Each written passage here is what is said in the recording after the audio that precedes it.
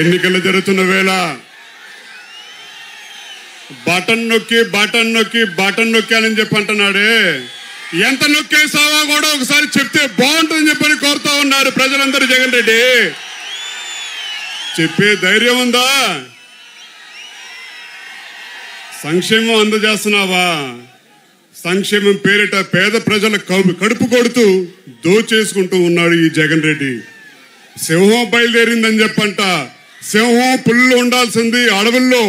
ప్రజలకు కావాల్సింది ఒక సమర్థవంతమైన నాయకత్వం కావాలి.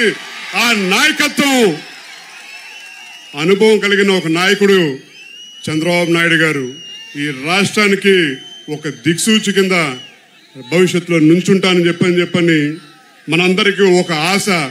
ఇవాళ జనసేన గురించి ఇన్ని సీట్లే తీసుకున్నారు, తగ్గించి తీసుకున్నారని చెప్పని మాట్లాడుతూ ఉన్నారు. వాళ్ళందరికీ ఒకటే సవాల్, పులివెందుల పిఠాపురమా అని చెప్పని కూడా చెప్తా ఉన్నాం.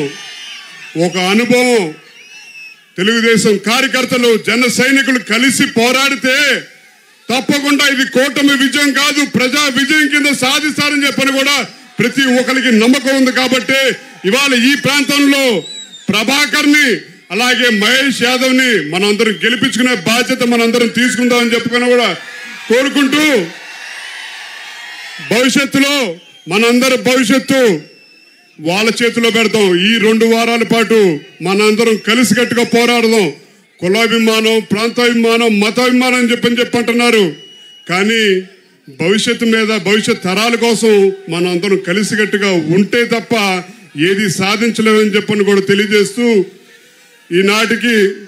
ఈనాడు విచ్చేసిన పెద్దలు చంద్రబాబు గారు మనందరికీ ఇచ్చే సందేశాన్ని చూచా తప్ప పాటించాలని చెప్పని కూడా మిమ్మల్ని అందరినీ కోరుకుంటూ, మా నాయకులు కీర్తిశేషులు వంగవీటి రంగా గారు ఇచ్చిన పిలుపు, చేయి కలుపు, చేయి జారది గెలుపు అనే పిలుపుతోటి కూటమికి మన ప్రజా విజయం చేకూర్చాలని చెప్పని కూడా కోరుకుంటూ సెలవు తీసుకుంటా ఉన్నాను.